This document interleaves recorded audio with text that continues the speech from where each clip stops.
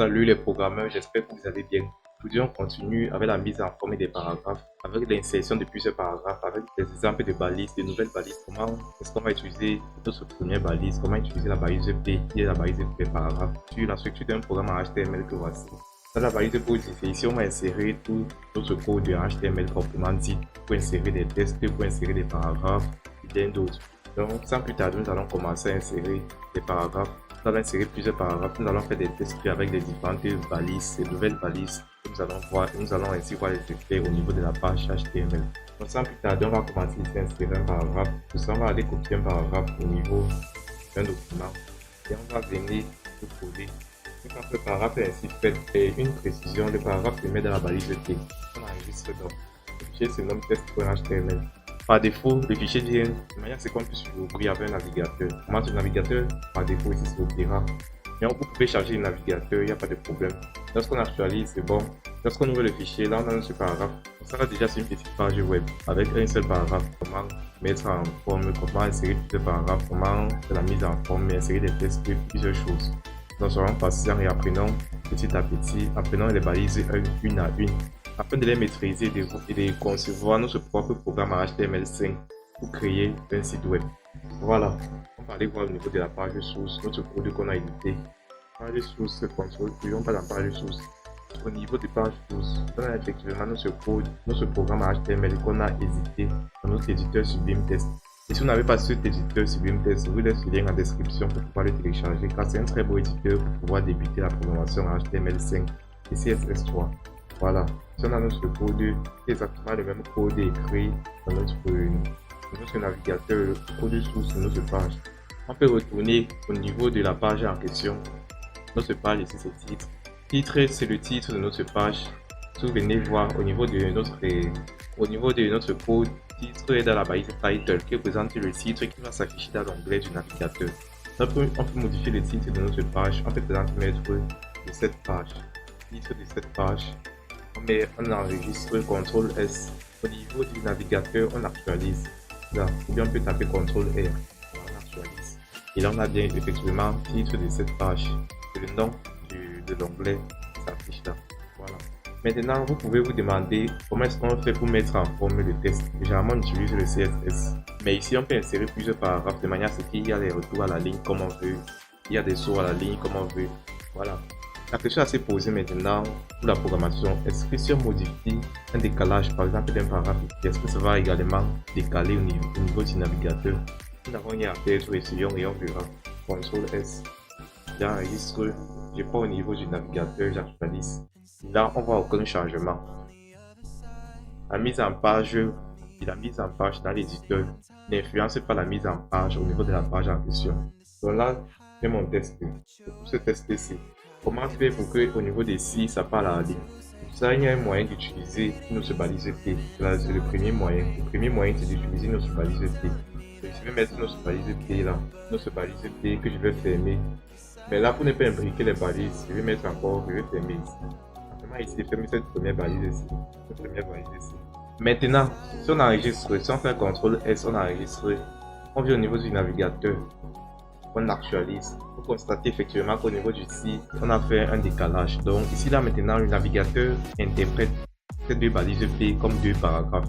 Donc puisqu'on a utilisé dans l'éditeur deux balises P, maintenant deux paragraphes au lieu d'un seul. Voilà. J'ai dit qu'il y a deux moyens. Le premier moyen c'est de faire cela. Maintenant, supposons qu'on a pas mis la balise P. Deuxième moyen maintenant, voilà la ligne au niveau des sites, utiliser la balise, une balise qu'on appelle la balise DIR. Ça ne serait pas deux paragraphes, mais un seul paragraphe qui va aller à la ligne. Donc un paragraphe qui y aura un soit à la ligne. Maintenant, on actualise au niveau du navigateur, vous verrez, pour trouver un seul paragraphe au niveau des sites, on a un retour à la ligne. Au niveau des sites, on a un retour à la ligne. Donc, ici, il n'y a pas un formatage, il n'y a pas une mise en forme, il n'y a pas un pré-formatage. Ce qui est un pré-formatage et formatage dans l'éditeur, donc une mise en forme du texte dans l'éditeur. Donc, ça ne se fait pas. On utilise soit les balises, soit le langage à CSS3 qu'on va voir plus tard. Ce qu'on va faire, on va utiliser la balise pré-titre. Si on a plusieurs niveaux de titres, on a le titre niveau H1 jusqu'à niveau H6. Maintenant, on va faire ici là plusieurs paragraphes. Je peux fermer la balise là. Mais je peux mettre plusieurs paragraphes avec tous les niveaux de titres H1. Je vais mettre titre niveau H1. C'est un exemple comme ceci. Et avant le deuxième paragraphe, je peux par exemple mettre un titre de niveau H2. Titre niveau H2. Je fais la même chose jusqu'au titre niveau H5. Titre niveau H3. Titre niveau H4. Titre niveau H5. Titre et enfin titre niveau H6. Donc on a titre niveau H1, H2 jusqu'à H6. J'enregistre donc CTRL S. Une fois que c'est enregistré, j'actualise au niveau de la page. On a plusieurs titres. Maintenant, ce que j'ai remis de faire, je n'ai pas modifié la balise. Le titre de niveau H2, je veux mettre la balise H2. Titre de niveau H3, je vais mettre la balise H3. Titre niveau H4, on va mettre la balise H4. Titre niveau H5, on va mettre la balise H5. Et enfin, titre niveau H6. H6, on va mettre la balise H6. Une fois que tout est fait, on enregistre CTRL S. On enregistre, donc il n'y a plus de points. Avant qu'on enregistre, il y a un point là, pour dire que le fichier a été modifié. On enregistre, il n'y a plus de points. Maintenant, on vient au niveau du navigateur et on actualise. On a les trois niveaux de titres. H1, H2, H3, H4, H5, H6. Au fur et à mesure, les titres est de plus en plus petit. On voit H6, c'est tellement petit. C'est tellement petit. Et ici, il ne faut pas confondre. Les titres ici sont différents du titre de la page. Lorsqu'on part au niveau de la page source, et le code source de notre page, voilà, au niveau du titre, le titre ici c'est le titre de la page, alors que les H1, H2 c'est le titre dans la page, dans le titre de la page, dans la balise title. Ici là le titre dans la page, c'est le contenu de la page ici, qui est dans la balise body.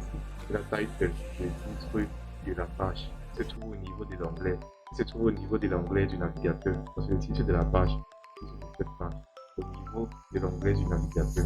Donc prochainement, on va voir notre balise, on va voir les balises pour insérer des liens, des balises pour insérer des images, pour insérer même des vidéos, des audios au niveau de la page web. On va également voir les balises qui permettent d'insérer une citation, les balises même qui permettent d'insérer une liste déroulante. Donc plusieurs balises, on va les voir dans les prochains tutoriels. Déjà, si vous n'êtes pas abonné, merci de le faire afin de continuer cette aventure ensemble. Cette aventure qu'on a commencé déjà dans le tutoriel précédent se trouve en description si vous n'avez pas encore vu. Donc afin de continuer cet apprentissage dans de bonnes conditions, merci de vous abonner et d'activer la cloche afin qu'on ne se perde pas de vue, qu'on se retrouve très bientôt dans un prochain tutoriel. Merci d'avoir suivi jusqu'à la fin et bonne formation, bon apprentissage à vous. J'espère de tout cœur qu'à la fin de cette formation, nous serons tous capables de créer un site web par local avec des balises, avec du HTML5, avec du CSS. C'était Freddy. À plus à vous, les programmeurs. Et très sincèrement, excusez si le son n'est pas agréable à vos oreilles. Nous sommes sincèrement désolés. Prochainement, ça serait beaucoup mieux. Le son serait beaucoup plus agréable. Nous aurons des améliorations à faire et très bientôt, nous vous promettons que le son serait agréable, serait audible, ça serait satisfaisant pour tous. Merci de rester, merci. Donc, on se retrouve très bientôt dans les prochains tutoriels. Merci à vous d'avoir suivi jusqu'à la fin.